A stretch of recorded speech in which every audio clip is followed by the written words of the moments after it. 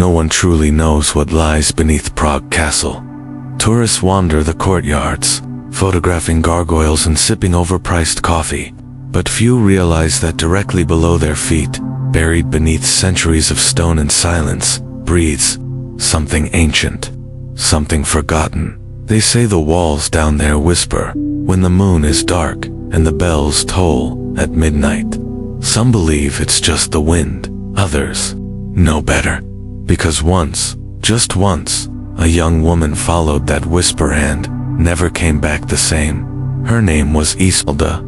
She had no noble title, no wealth, no power, only a dream. A dream of firelight, a voice she had never heard before, and a single phrase burned into her memory like a scar. Come, it is time. So she came. She walked the length of the vault of a river alone, her boots soaked, her cloak heavy with rain. She found the hidden archway carved with symbols no one else could see, and she descended the stairs one by one into the dark. What she found was not a dungeon, it was a laboratory, a sacred place, long abandoned by the world, but still burning with a quiet, eternal purpose. And there, waiting by a flickering crucible, stood a man cloaked in crimson, with eyes like smoldering ash. His name was Master Aurelius. Some say he was over 100 years old. Others say he never truly lived at all, but he spoke one sentence to her that changed everything. You are not here to turn lead into gold. You are here to burn and become. What happened next is not written in any book, because no history dares to tell the truth about medieval alchemy. The truth is far stranger and far more dangerous than anyone will admit. This is not a story about gold. It is a story about transformation, and it begins in the shadows of Prague. Before we go further, before we reveal what Isolde discovered, what she risked, and what she became, ask one thing: subscribe to this channel. If this story speaks to your spirit, your imagination, or your longing for forgotten mysteries, then support this journey. It gives us the fuel to bring more stories to light, stories the world has nearly forgotten. And now, a question one the alchemists themselves once asked: which is more powerful? A. Fire that destroys. B. Fire that transforms. Comment your answer. Or B below.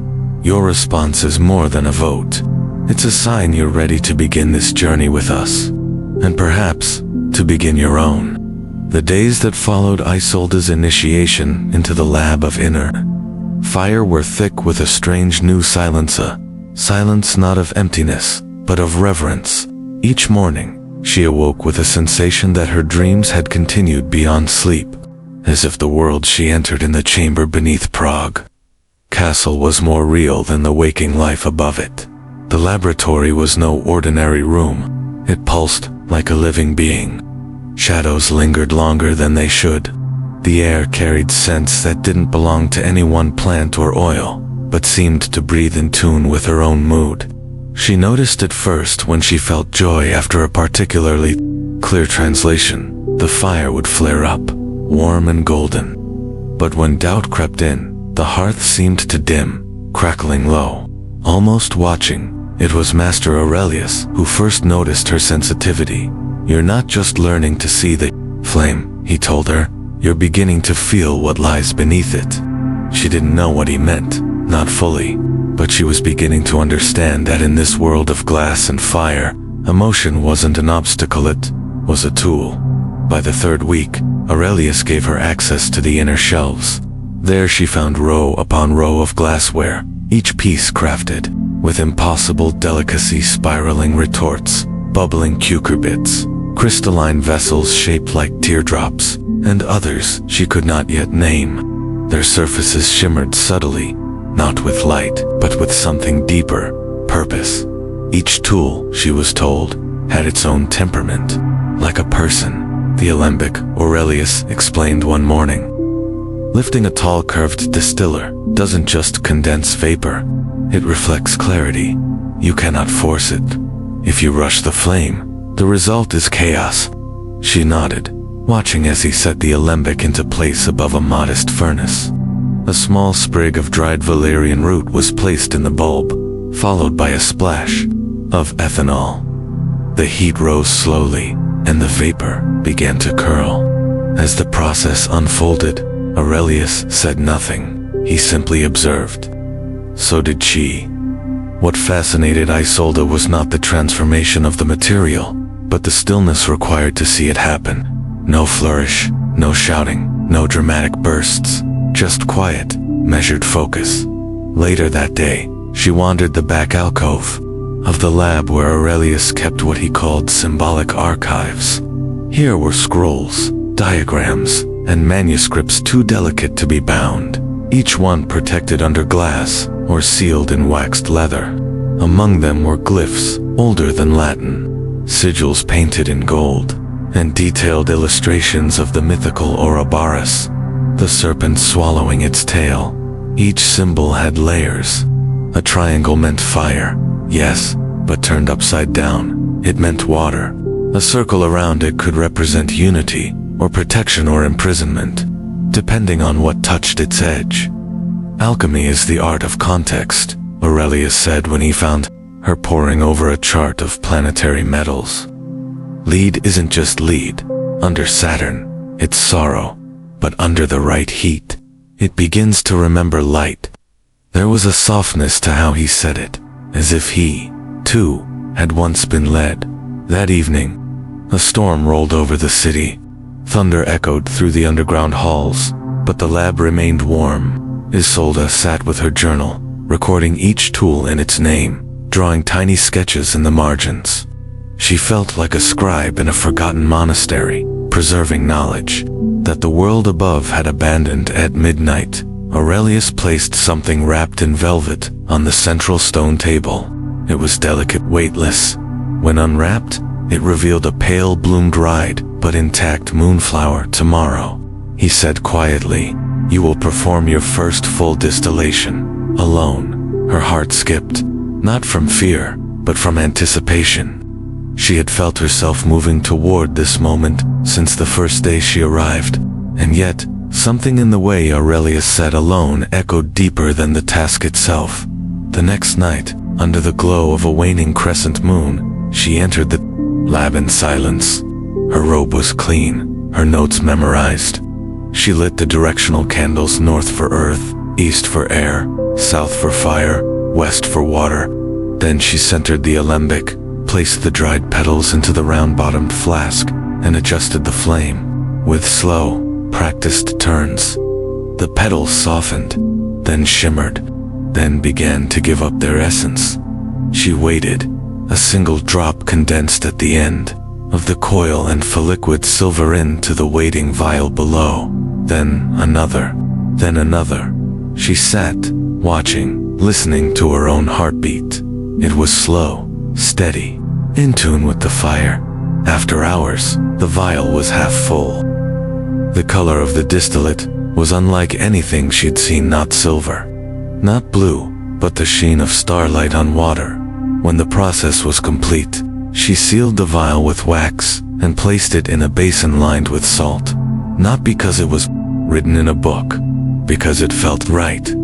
She didn't sleep that night. She didn't need to. Something inside her had changed. She had participated in something sacred, not a transaction, but a transformation. The next morning, Aurelius studied the distillate in silence. Then he looked up, not with approval, but with understanding. You saw it, didn't you? She nodded. What did it feel like? She searched for the words, like the flower remembered it had once been the moon. Aurelius smiled faintly. Then you are truly beginning. That afternoon, he brought her a book unlike any other. Bound in emerald silk, it radiated a subtle energy, the way some stones vibrate when held in the hand too long. The Book of Breaths. It contained not formulas, but entries, reflections from previous alchemists, dating back centuries. Some were elegant, others were desperate, but all were real. One entry stood out. I boiled the gold from the stone and found nothing. I boiled the sorrow from my soul and found light. Isolde read it again and again. Her hands trembled as she closed the cover. That night, the lab felt different. Or maybe she had. When she passed by the furnace, it flickered not randomly, but in rhythm with her breath. The shadows leaned forward, curious. A single candle flared brighter than the rest, then steadied. She whispered a thank you, unsure who it was, for herself, the lab, the flower, or the flame. Maybe all of them, because the deeper she went into the work, the less she felt separate from it. Glass was no longer glass, it was memory. Fire was no longer danger, it was invitation. And her hands, once trembling, had become instruments of something ancient, something alive. She was beginning to realize that the tools she used were only mirrors of what she already carried. And what she carried, she was learning, was more than pain, more than curiosity.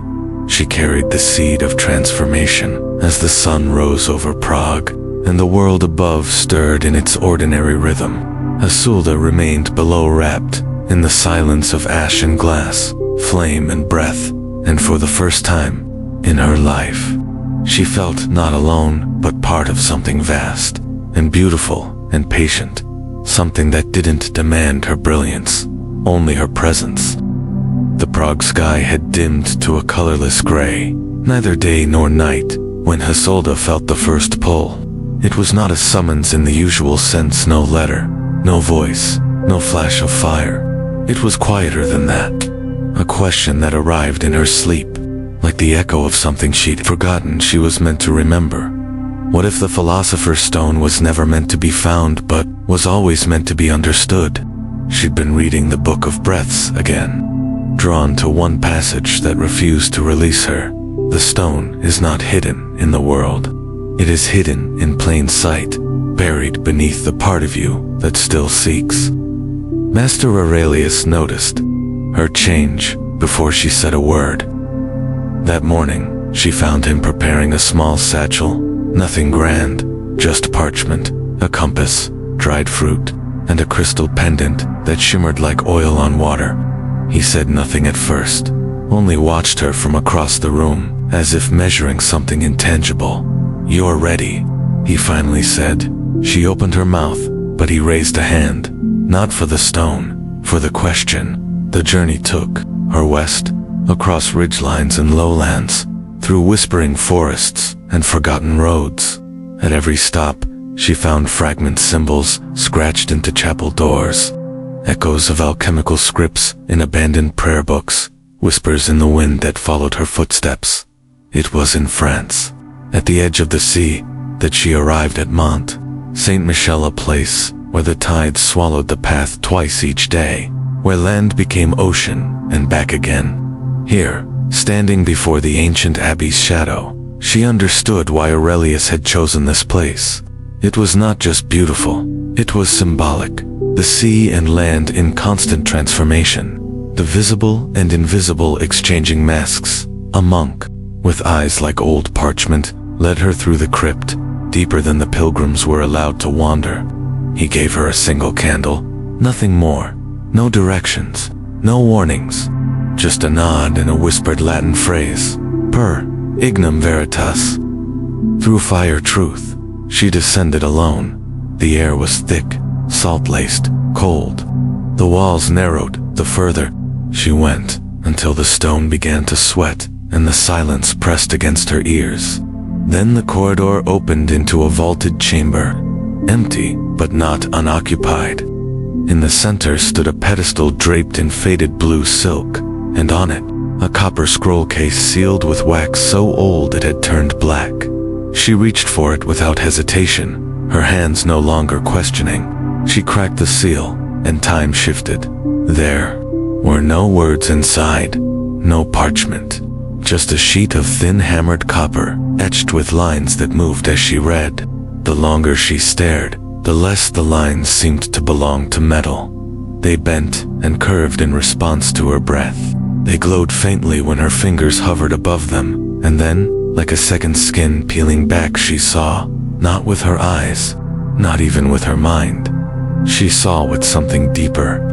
The scroll revealed not instructions, but parables, symbolic truths disguised as stories. One spoke of a blacksmith who shaped metal not to craft weapons, but to listen to them sing. Another told of a woman who swallowed silver to dream in color. And a third so abstract it took her hours to interpret told the tale of a mirror that refused to reflect anything but what was denied. She returned to Prague changed. Her hands trembled, not from fear, but from resonance, as if something had passed through her, as if the chamber itself had been waiting for her, and now that she had seen what few ever did, she could not return to the world as before. Back in the lab, Aurelius welcomed her, not with words, but with silence. He understood. That night, by firelight, she asked a question that had been growing like ivy around her ribs. What is the Philosopher's Stone, truly? Aurelius stared into the flame. The answer depends on who is asking. She didn't speak. She waited. He finally said, to the fool, it's gold. To the wounded, it's healing. To the seeker, it's reflection. He stood then and removed a key from around his neck. The only key Isolde had never seen him use. He walked to a tall cupboard near the back of the lab, one that had remained locked her entire stay. As he turned the key, the doors opened slowly, creaking not from rust, but from memory. Inside, instead of treasure or tomes, were papers, dozens of them, letters, sketches, failed formulas, poems, and in the center, a small worn journal bound in deep brown leather. He placed it before her. This is mine, he said. I was not always the man you met. She opened it with reverence. The handwriting was familiar but younger, more uncertain. The first page read, if I can find the stone, I will cure her. Aurelius stood behind her. I lost someone. Long ago. She believed in light. I believed in solving death. His voice cracked then, for the first time in all the months she'd known him. I tried everything, every mixture, every symbol, every language. I turned her hair to ash, thinking I could summon her breath. I failed.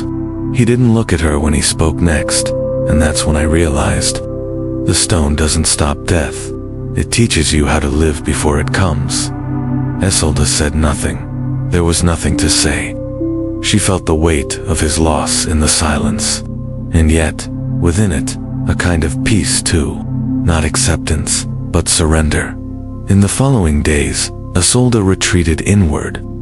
Her thoughts drifted beyond ingredients and rituals, toward intention, toward meaning. She returned to her own journal and read her early entries, so full of eager curiosity. And then she added a line.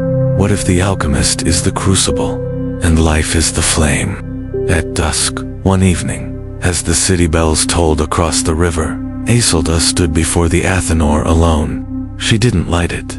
She didn't touch a single tool. She just closed her eyes and listened to her breath. To the subtle hum of the lab, to the heartbeat beneath the earth itself. And in that stillness, she heard something she'd never noticed before. A rhythm. A pulse not entirely her own, as if the space, the flame, the breath, and the body were part of the same equation. As if the echo she'd chased to France had always been within her chest. She opened her eyes. The flame, unlit, flickered. That night, she wrote one sentence in the Book of Breaths. The stone is not forged. It is remembered. She placed the quill down gently, and exhaled a breath she hadn't realized she'd been holding since childhood. The echo was no longer a whisper from outside. It was her own voice, finally heard. It was winter when the invitation arrived, not in a letter or in any written script, but as a dream so vivid Isolde woke with salt on her tongue and the echo of drums ringing in her ears. She stood in the pre-dawn dark, barefoot on the stone floor of the lab, shivering not from cold, but from something ancient rising in her chest. A pull, gentle yet unmistakable, like a tide returning home, when she told Aurelius. He nodded, as though he had been waiting for this moment. There is a place, he said, where the fire is not in the furnace, but in the blood. Go there, and let the flame show you who you truly are. He spoke of Sintra, a forested land on the edge of the sea, where cliffs rose like forgotten cathedrals and mists clung to trees like breath to glass. Deep beneath the groves of cork, oak, and pine, a gathering would take place, circle of mystics who walked paths beyond books, beyond language. They did not teach with words. They initiated through experience. Isolde traveled for weeks across mountains, veiled in snow, and rivers swollen with rain. When she arrived in Portugal, the air tasted different, wilder, older. The roads narrowed, twisting like serpents through moss-covered rocks. Her guide met her at the edge of the forest without speaking. He was wrapped in wool, dyed with indigo, and wore a necklace of copper feathers that glinted even in shadow. They walked for nearly 2 hours in silence, until they reached the mouth of a cave hidden behind a curtain of vines. The entrance was carved with markings unfamiliar to her, circles within spirals, eyes with no pupils, flames that rose from open palms. Before entering, the guide pressed his fingers to her forehead, then to her heart. "Only leave behind what cannot follow you," he said softly. Then he vanished into the trees. Inside, the cave was neither warm nor cold. It breathed. The walls pulsed faintly, covered in chalk drawings and soot marks. Dozens of figures in cloaks stood around a low central fire. No one spoke, no one moved, and yet Isolde felt seen, exposed, as if every story she had ever told herself about who she was. What she sought had been peeled away the moment she crossed the threshold. One of the figures stepped forward, holding a shallow clay bowl filled with ash. He dipped his fingers in and touched her cheek, leaving behind a single line down the center of her face. "Begin." That one word, spoken without explanation, signaled the start of a ritual that would last until dawn. The first rite was one of stillness. She was guided to a small stone basin filled with icy mountain water. Her hands were submerged, and she was told to remain no motion, no sound until the water warmed of its own accord. The cold bit into her skin, turned her fingertips numb, but she did not move. Hours passed. The chants of the others grew deeper, echoing through the chamber. She breathed through it, remembering Aurelius's teachings. Fire is not always flame. When the water finally warmed, she withdrew her hands and noticed something startling. The water was glowing faintly, yes, but unmistakably. She stared at her palms. Lines that had once been ordinary were now etched with gold, as if the fire within had marked her. The second rite was one of surrender. A circle was formed. Each mystic carried a symbol stone, feather, salt, and flame. When the objects were placed before her, she was asked to choose the one that called her deepest fear. She chose salt. They nodded. Salt, they said, preserves what refuses to rot, but it also remembers every wound. She was led to the edge of the fire and asked to speak. One memory that had defined her, but one she had never dared to name. Her voice broke as she told them about the convent, about the cold silence of her childhood, about the night she'd found her mother breathless from plague and didn't cry, not because she wasn't broken, but because she didn't yet understand the shape of grief. The moment the words left her, the salt in the bowl before her began to hiss. It turned from white to black, then vanished entirely into vapor. "You are ready," one said. But ready for what? She did not know. They gave her a talisman that night, a medallion of hammered silver etched with 3 animals, a stag, a serpent, and a raven. "The stag sees what others do not," the woman whispered. "The serpent releases what no longer serves, and the raven speaks the truth no one wants to hear." Isolde wore it without question. That night, in the final rite, she stood barefoot on the cold cave floor. A single ember was placed in her palm. She was told to hold it, to trust it, and above all, to listen. The ember did not burn her. Instead, it pulsed, slowly at first, then stronger. Her breathing matched its rhythm, her eyes filled with tears, not of pain, but of recognition. She had always been the fire. She had simply forgotten by dawn. She emerged from the cave changed. Not in the way one changes after learning something new, but in the way a landscape changes after years of erosion. Subtle, irreversible, true. The guide met her at the edge of the trees. This time, he bowed. You remembered? She nodded, unable to speak. Back in Prague, the lab felt different. Smaller, almost, not because it had shrunk, but because she had expanded. Her presence, her energy, had grown beyond its walls. Aurelius greeted her, not with questions, but with stillness. He saw her, he understood. You went into the flame, he said, and you returned.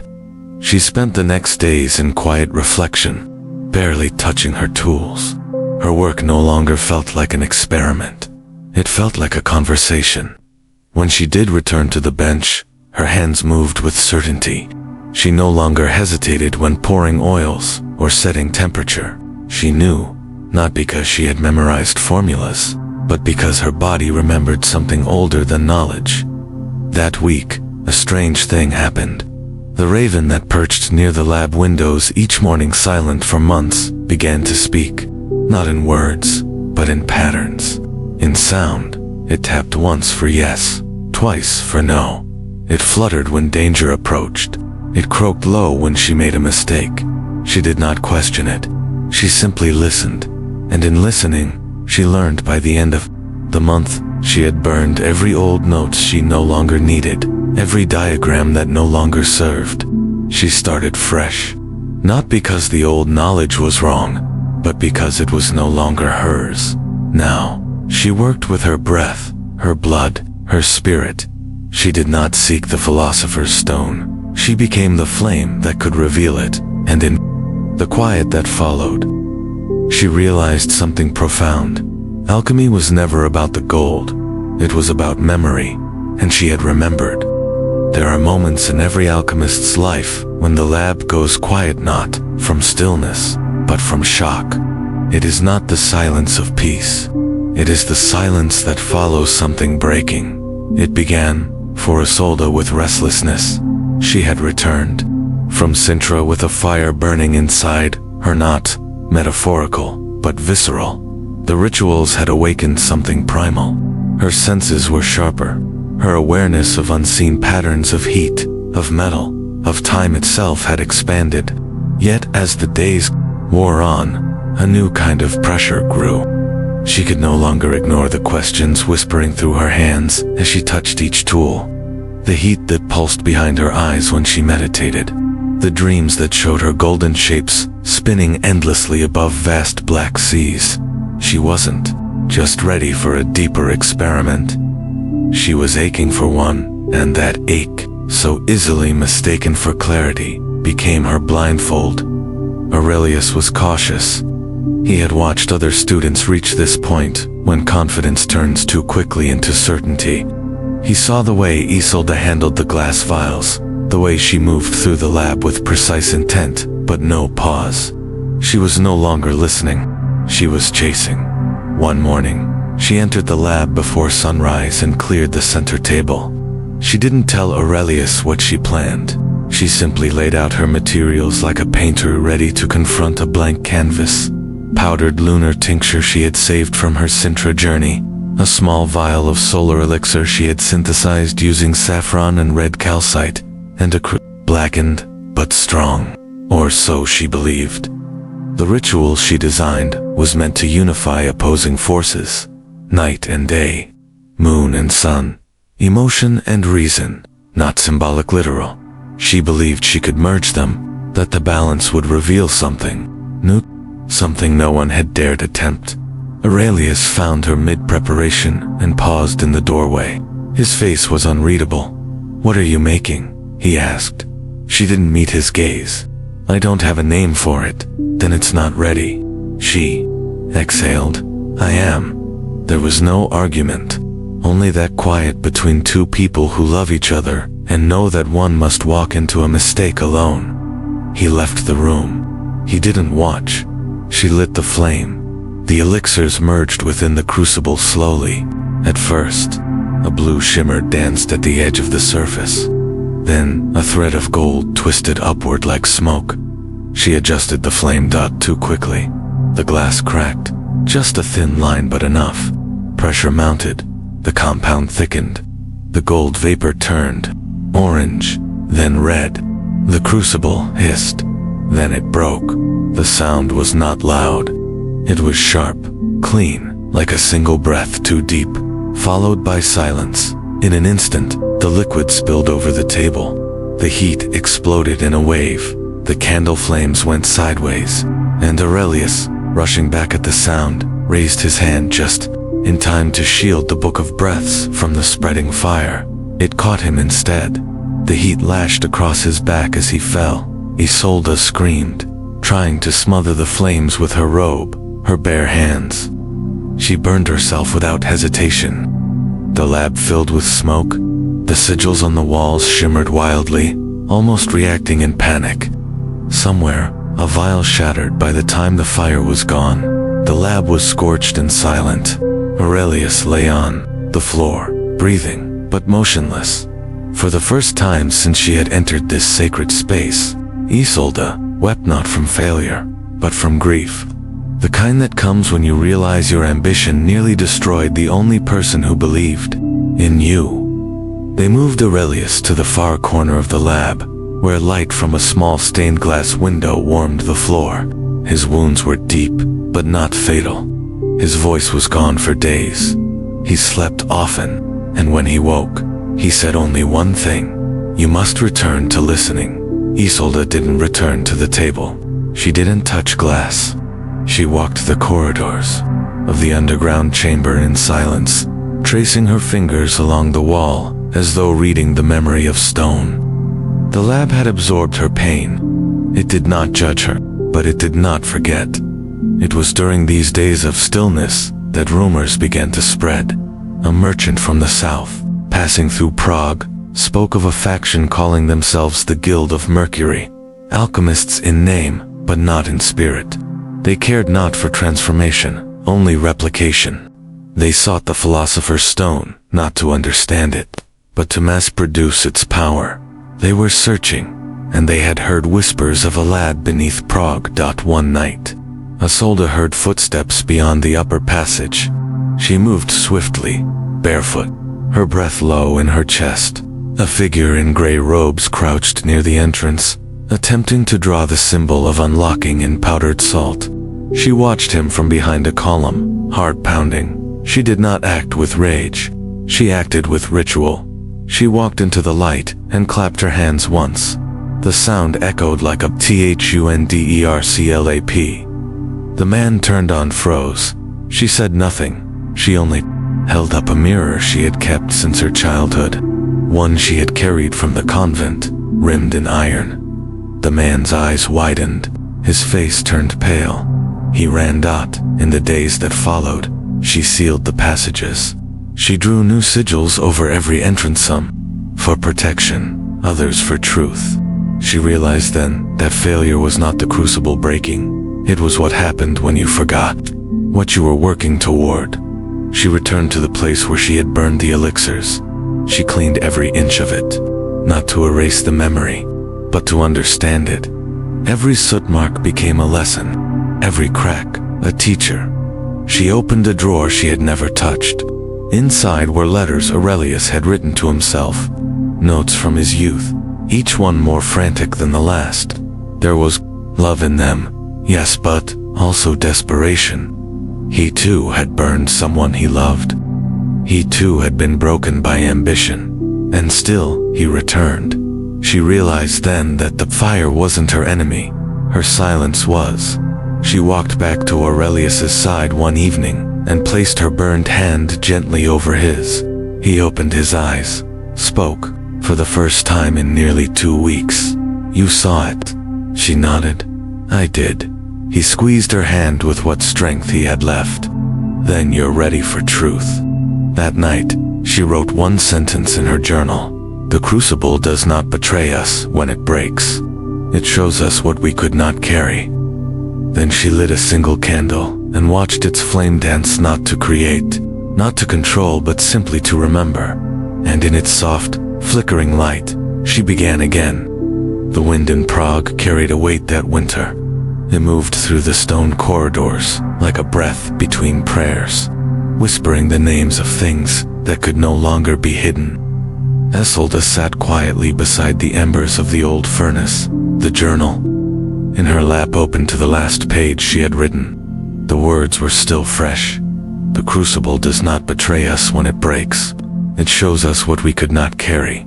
And yet, there was something beyond even that understanding. Something stirring, just past the edge of her comprehension. She could feel it like a seed, swelling beneath the soil. Aurelius was healing, slowly. The burns that scarred his back no longer bled, though he moved like a man whose bones remembered fire. He spoke little now, but when he did, it was only in riddles. One morning, he handed Isolde a bundle wrapped in linen. Inside was a small fragment of obsidian and a scroll, no longer than her forearm, sealed in wax. "You must go," he said, voice raw. "Where?" He turned to the map etched on the far wall, where old roots of alchemical knowledge traced themselves across continents. "Alexandria," he whispered. She did not ask why. She had learned to trust the paths that did not explain themselves.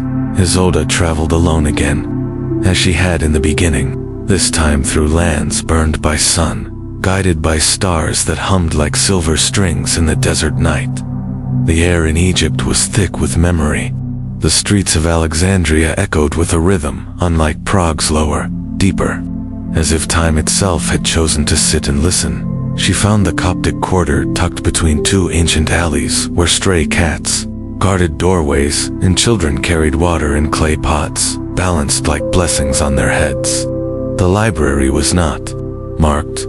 It was a building of silence, carved into a limestone wall, the door barely visible behind a curtain of woven reeds.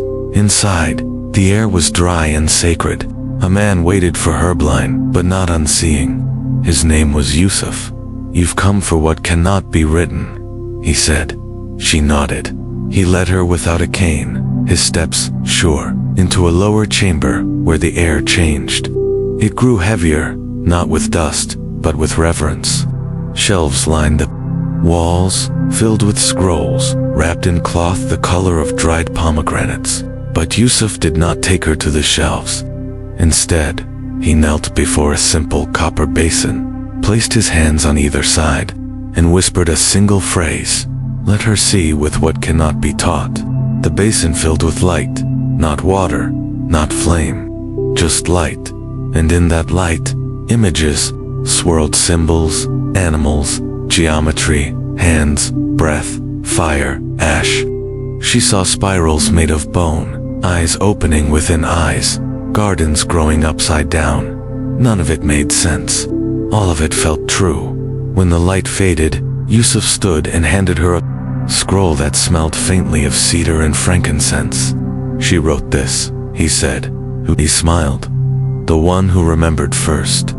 We called her the Scribe of Light." Isolde spent the next 3 days reading in silence.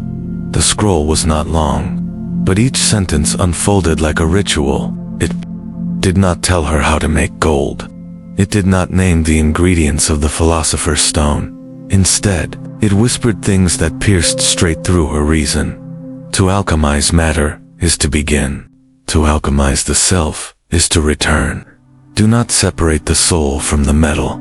They both desire to shine. Intent is the flame. Attention is the crucible. What you love will become real. And finally, the stone is not given. It is grown inside the one who dares to stay soft in the fire. She closed her eyes, and for the first time, did not feel like she was seeking anything at all. She was remembering.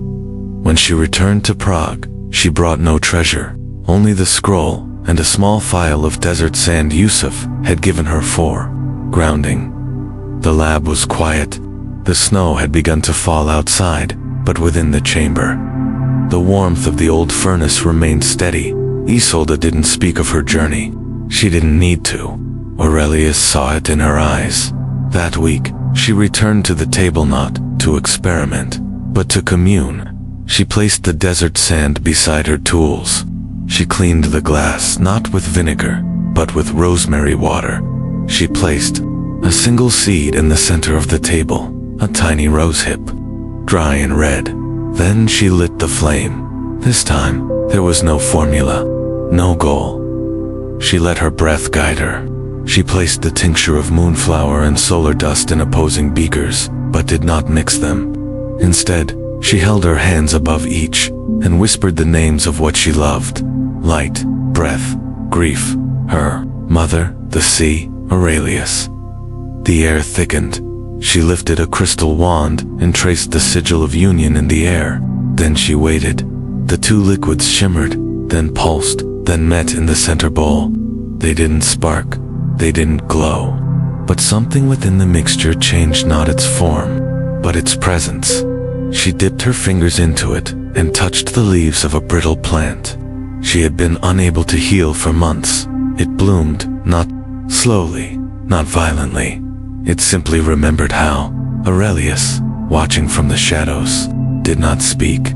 He wept. Later, she wrote in her journal, "Gold is not a color. It is a moment, a breath that is fully felt, a gaze that does not look away." She began tending the lab differently after that. She spoke to the tools. She thanked the water for its memory. She allowed herself to hum again, to cry while mixing, to laugh when a flame danced a high. She stopped trying to perfect anything. She simply participated. One morning, she awoke and realized she hadn't thought of the Philosopher's Stone in weeks.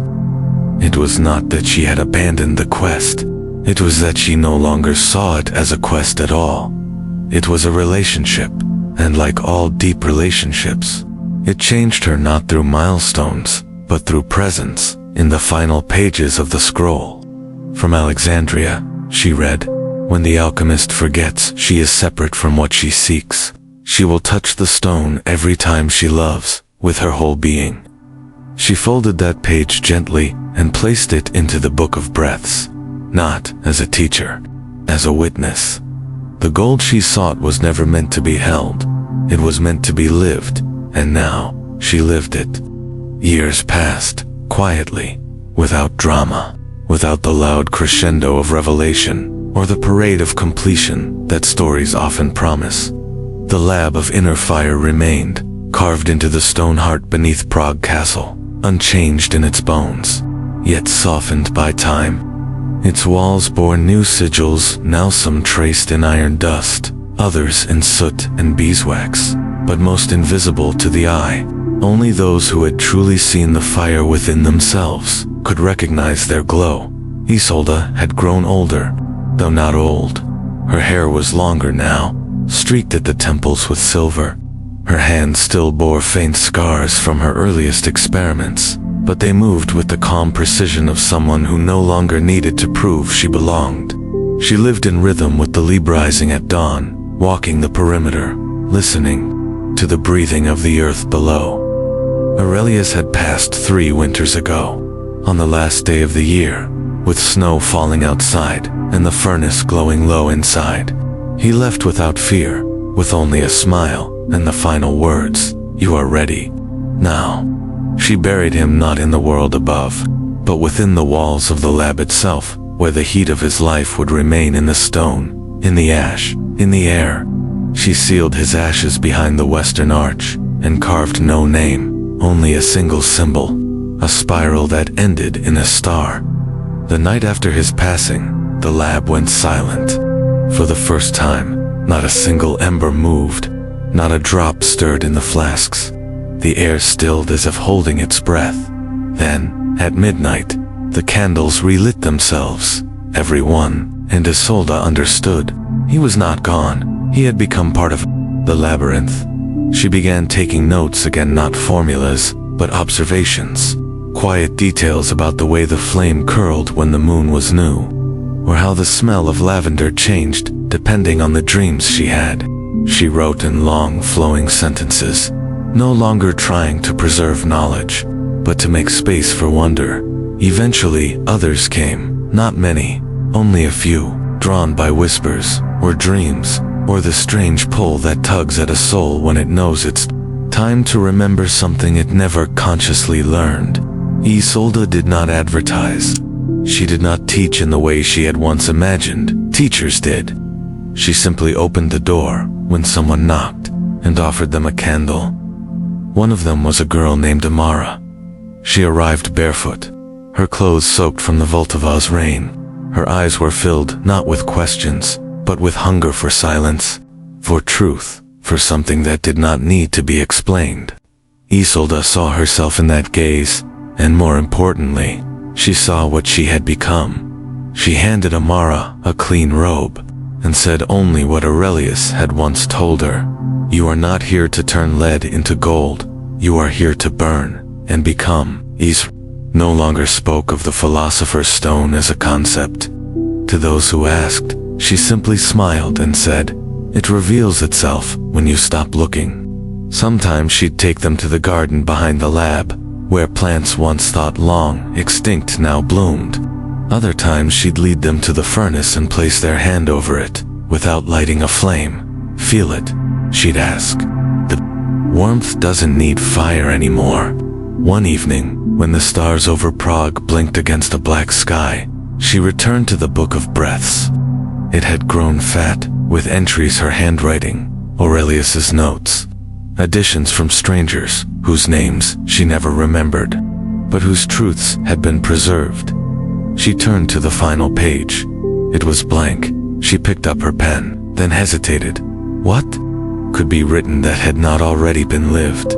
She thought back to her first night standing before the lab door, uncertain, alone, and yet undeniably pulled toward something beyond comprehension. She remembered the failures, the fire, the salt, the rituals, the light that filled the copper basin in Alexandria, the whisper of Yusuf, the last breath of Aurelius, and the way the plant bloomed in her hands.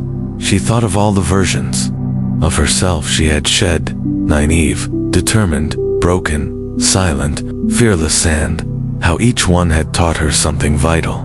Then she wrote, I did not find the stone. I became the soil in which it grew, and beneath it.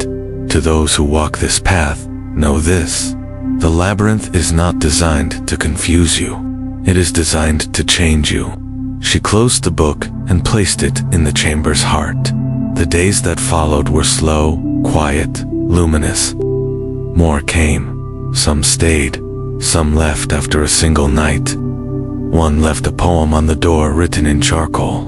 Another brought a mirror shaped like a crescent moon. Isolde accepted each gift with the reverence of someone who understood that meaning cannot be measured by the mind alone. In her final winter at the lab, she lit the furnace one last time, not to experiment, but to remember. She brewed a simple tea of rosemary, lavender, and rainwater collected from the first snow. She sat before the flame and watched it sway, feeling her breath match its rhythm, as it always had.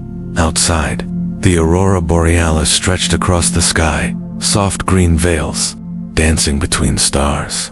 She had never seen it before in Prague, but then again, she had stopped believing in limits long ago. She closed her eyes, and in that moment, she was no longer just Isolde, no longer just the student, the teacher, the seeker. She was the crucible. She was the flame. She was the breath in every page of the book. And the labyrinth was her. Isolde's journey began, not with a command, but with a whisper. It came to her not from a teacher or a book, but from within her own silence, the kind of silence that lives beneath the noise of everyday life, waiting for someone brave enough to listen.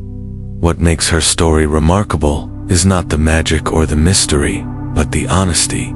She entered the ancient lab beneath Prague Castle, not seeking power, but understanding. And what she found was not a secret formula, but a mirror held up to her very soul. Every twist in her path was not about discovering what lay in the world, but what lay within her. From the very beginning, she was drawn to fire, to flame, to transformation. But it was never just about turning lead into gold. That idea, though, traditional symbol of alchemy, turned out to be only a metaphor for something far more profound. The real transmutation was about turning pain into purpose, fear into freedom, and silence into song. She met her teacher, Master Aurelius, a man who embodied paradox, softness within discipline, mystery within clarity. He never handed her answers. He handed her questions. He did not warn her of failure. He allowed her to fail, knowing that no transformation is complete without a burning. And she burned. The failure that nearly took Aurelius's life marked the moment she could have turned away.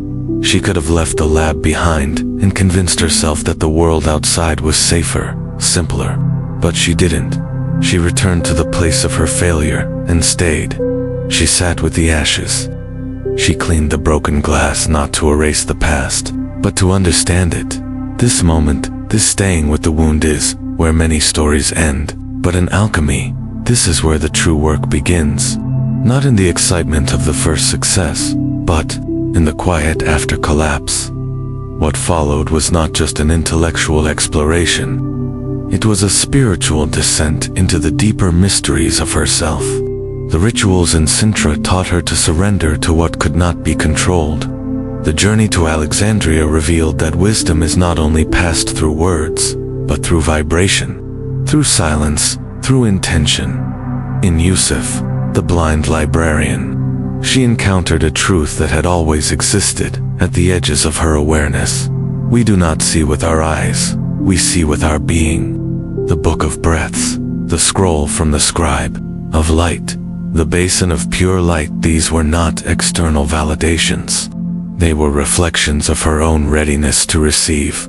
When she returned to Prague with no treasure, no relic, no artifact, and simply touched a dying plant with the mixture of moon and sun, and watched it bloom not with scientific certainty, but with sacred presence, she realized something that many searched lifetimes to understand. The gold she had sought was not in the world. It was in her ability to love fully, to remain soft in the fire, to meet every moment with attention. Isolde became not a master of alchemy in the traditional sense, but something rarer. She became a vessel of remembrance, of presence, of continuity. She kept the lab alive, not by preserving its methods, but by carrying forward its essence. She did not train students. She welcomed souls. She did not replicate rituals. She adapted them. She did not instruct. She witnessed, and that, in the end, was the truest alchemy. The art of transformation through conscious attention and radical presence. Not just for materials, but for self, for spirit, for every flicker of life we're privileged to hold. Even as the years passed and she became the guide others once were for her, Isolde never stopped learning, because in true alchemy, there is no finish line, there is only deepening. She wrote one final truth in the Book of Breaths. The stone is not a thing, it is a moment. It is the breath that does not flinch, the gaze that does not judge, the act of staying when all else wants to run. I found the stone not in my hands, but in the way I held my grief, my joy, my failure, with the same care. So, what do we take from this story, those of us not living in medieval laboratories, not melting metals or distilling moonlight? The answer may be more relevant than ever. In today's world, we are bombarded with images of perfection. We are told to optimize, to win, to transform ourselves into better, faster, more productive versions of who we already are. But rarely are we invited to simply sit with who we are right now, to hold space for the parts of ourselves that are still unpolished, to explore the slow, quiet fire of becoming without rushing the result. Isolde's story teaches us that real transformation is not a lightning bolt. It is a slow burn, a daily return to ourselves with kindness. It is about staying present in discomfort, about tending the inner crucible with patience and honesty. It's about understanding that failure is not the opposite of growth, it is the compost from which new life emerges. It's about seeing our wounds not as evidence of weakness, but as sacred initiations. And it's about knowing that the stone, the thing we think we need to find out there, is often a reflection of what we've been cultivating in here all along. In your life, the alchemy might not look like gold. It might be the conversation you've avoided having, the forgiveness you offer without being asked, the moment you choose love when fear would be easier. It might be saying yes to a path that doesn't make sense to anyone but your soul. It might be turning toward the fire, not to control it but to remember who you are when you stand inside it now. We turn the story over to you. In your own life, what is the crucible? Is there something within you longing to be transmuted, not into something better, but into something truer? What would happen if you stopped searching for the gold and started listening to what your own flame is trying to teach you? We want to hear your voice. Here's a question to reflect on, and we invite you to answer in the comments. If you could alchemize one part of your life, not to fix it, but to transform your relationship with it, what would it be? A. A fear that has followed you for years. B. A gift within you that you've never fully trusted. Tell us below. Just type A or B and feel free to share why. Your insight could become someone else's spark. Let this space become more than a story. Let it be a place where people remember the fire within them. If this story touched something inside you, if Isolde's journey reminded you of your own quiet becoming, please consider subscribing to this channel. Your support helps us continue creating meaningful, reflective, soul-nourishing content that helps people not just fall asleep, but wake up to something deeper. We're just getting started. The next story might be the one you didn't know you were waiting for, so subscribe, leave your comment, and most of all, stay close to the fire. Because some stories are not meant to be consumed. They're meant to change you.